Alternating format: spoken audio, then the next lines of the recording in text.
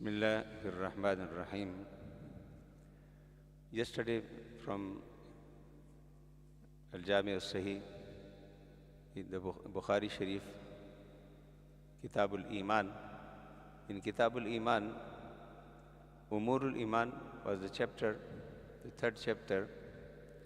And in this chapter, Imam Bukhari, rahmatullahi ta'ala, he mentioned two ayat and verses of Quran. We discussed it.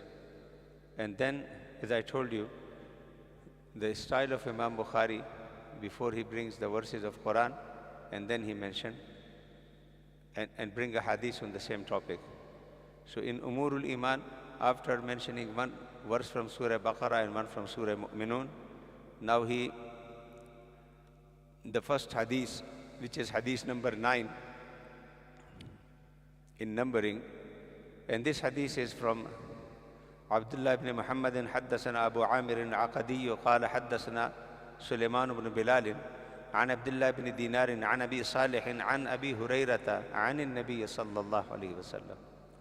The whole chain mentioned, and only the one Ravi, the last Ravi, the Sahabi, Abu Huraira radiyallahu ta'ala anhu. This was his kunniya, Abu Huraira, the father of cat. He was playing with cats, so the Prophet ﷺ gave him this title, Ya Aba Huraira. So since then, he is now Abu Huraira. The actual name, according to Muhaddiseen, some says Abdullah and Abdul Rahman. But these are the two famous names. The Abu Huraira was so famous that it is very difficult to find out his real name. But the Muhaddiseen, after Tatabbu, some says his name was Abdullah or Abdul Rahman. But there are more or less 30 different aqwal on about his name and his father's name. So he was famous everywhere in the name of Abu Huraira. And Abu Huraira, radiallahu ta'ala anhu, he accepted Islam in Fatih Khaybar years. Means very late he accepted Islam. And he, most of the time, with the Prophet sallallahu alaihi wasallam, in Ashab Suffa. And Suffa, the student of the Prophet sallallahu alaihi wasallam. The madrasa in Madinatul Munawwara, what was the name of the madrasa? As-Suffa. Still when you go to Madinatul Munawwara, after the house of Hazrat Ali and Hazrat Fatima Zahra, the area which is known as Suffa, this was the place when these people used to stay all the time as a student living there. They were fuqara also. So the other Sahaba, those who have their family, they used to support them. They used to help them. So they were 24 hours there and directly learning from the Prophet sallallahu alaihi wasallam. So one of them is Abu Huraira radiyallahu ta'ala anhu. So you can say most of the time learn from the Prophet. And that's why in a hadith, the number of ahadith narrated from Abu Huraira is 5,374. सबसे ज़्यादा हदीसें रिवायत करने वाले हज़रत Abu Huraira 5,374, 5,374 ahadith. And in these ahadith, 325 ahadith are muttafaq alayh. Means Imam Bukhari and Imam Muslim, they both have narrated from Abu Huraira. How many out of these? 5,374? 325. And 93 Imam Bukhari is munfarid. He narrated from it. And 190 Imam Muslim is munfarid. He narrated it. And more or less 800 Sahaba and Tabi'in narrated from Abu Huraira radiyallahu ta'ala.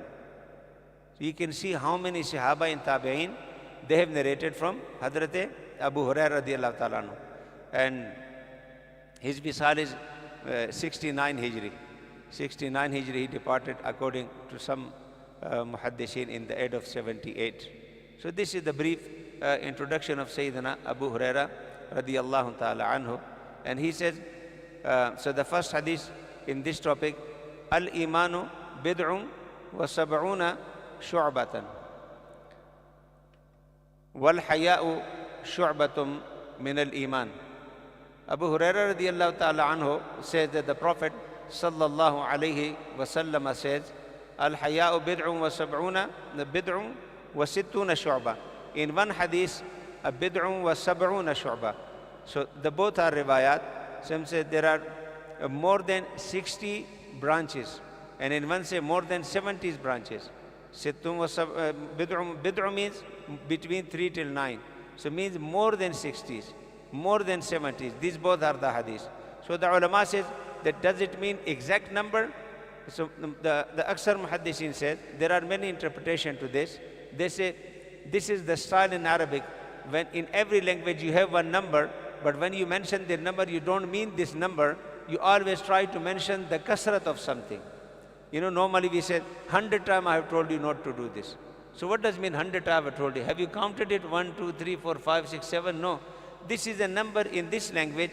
When you say 100 times, so it means so many times I have told you not to do this, but still you are doing. So here they say the kasrat is meant here.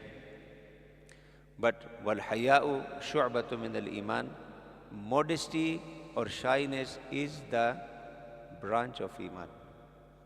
So the first hadith Imam Bukhari will mention in this bab, in this chapter, min umur al-iman, al-haya. And the muhaddishin says that haya is part of everything. Any action you are doing, haya is part of it.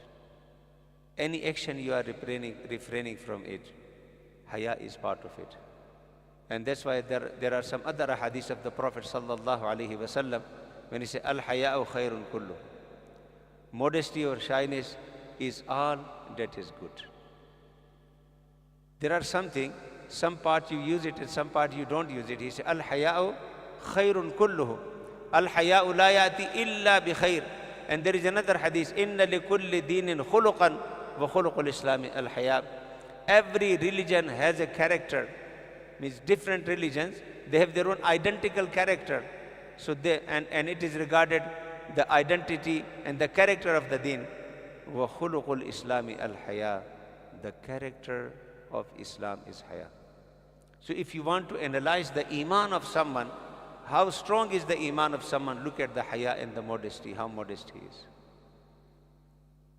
This becomes the standard of analyzing the iman of someone.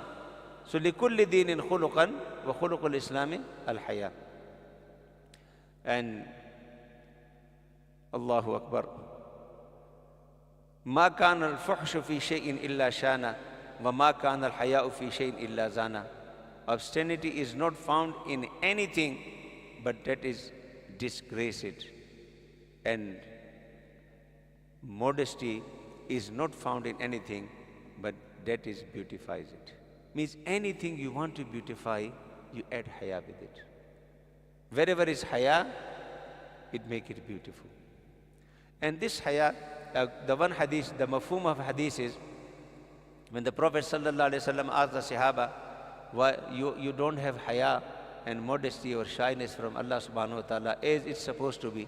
So the Sahaba says, Ya Rasulullah, we have haya. He said, no, haya, the mafhum of the hadith, what is in your mind, in your thought, what you are eating, what you are consuming, in everything you should have haya from Allah subhanahu wa ta'ala. Even in your thought, in your consumption, in everything, when you are doing something, you have to have haya from Allah subhanahu wa ta'ala. And this is the real definition of haya, that whenever you are doing something, the feeling that this thing, if the wrong thing especially, if you do it, it will humiliate you. It will damage your character. So this feeling that this will humiliate you, this will insult you, this will damage your character, and this feeling, if stopped you from doing something, this is haya. When you are doing something and you think this is the right of someone, whether I like it or I don't like it, but I should give the right of someone to someone, whether it's the right of Allah or the right of the makhluk, this is haya. So means in every good thing, when you are doing with the ihsas and the feeling that this is the right, I have to do it, and in anything when you are refraining yourself, thinking if I don't refrain myself, if I don't stop, if I don't avoid it, then I will humiliate myself, I will insult myself.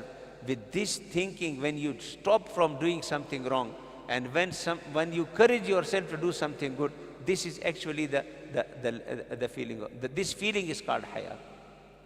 So al-haya'u la yati illa bi khair. Al-haya'u khairun kullu.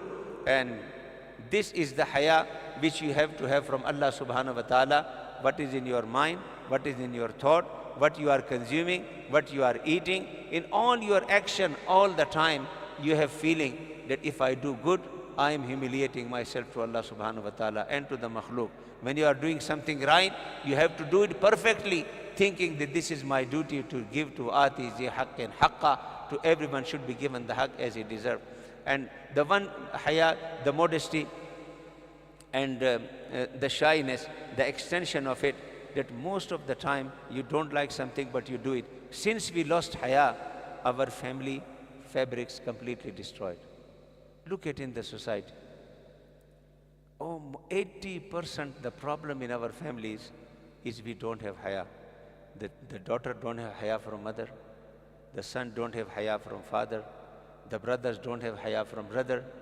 Everyone. So then I do what I want. When you don't care about someone doing something wrong. Now you understand the exact meaning of haya? When you don't care that if this is wrong, I should not be doing.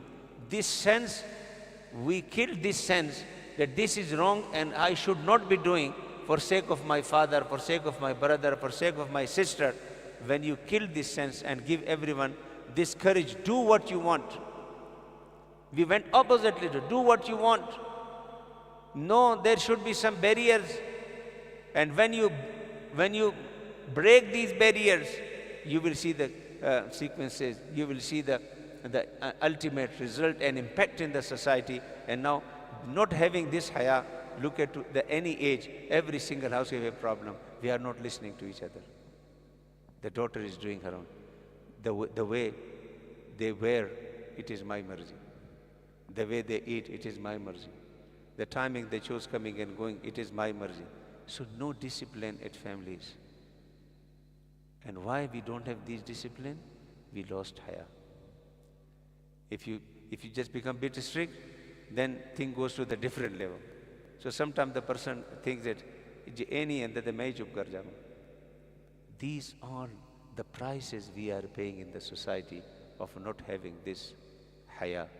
And they say, al-haya'u la yati illa bi khair. Teach your children this modesty, this shyness, that sometimes out of respect you have to do something, and you should not do something wrong to humiliate yourself. And if you don't care and you break this level and you say, I want to do this, I will do, and I have to do it. Who are you to stop me? This level is crossing the limit of haya and the disruption we see everywhere in the society. So may Allah subhanahu wa ta'ala guide us, give us tawfiq to teach our children, our young children in very early age, this concept of haya. That haya is when something you are doing wrong, you are violating the command of Allah subhanahu wa ta'ala, and you are humiliating yourself in the bargah of Allah subhanahu wa ta'ala and insulting yourself, and just only you are playing in the hand of shaitan by thinking, I can do what I want. No, there are some barriers, there are some needs. The goods, when you do it, Allah will be pleased with you. The wrong, even if you wish and will to do it, you refrain from yourself, haya'an min Allah or haya'an min an-nas. Allah subhanahu wa ta'ala will reward you for this as well. ربنا تقبل منا إنك أنت السميع العليم وتب علينا يا مولانا إنك أنت التواب الرحيم. اللهم علمنا بما ينفعنا وانفعنا بما علمتنا وزدنا علما إنك أنت العليم الحكيم برحمتك يا أرحم الراحمين.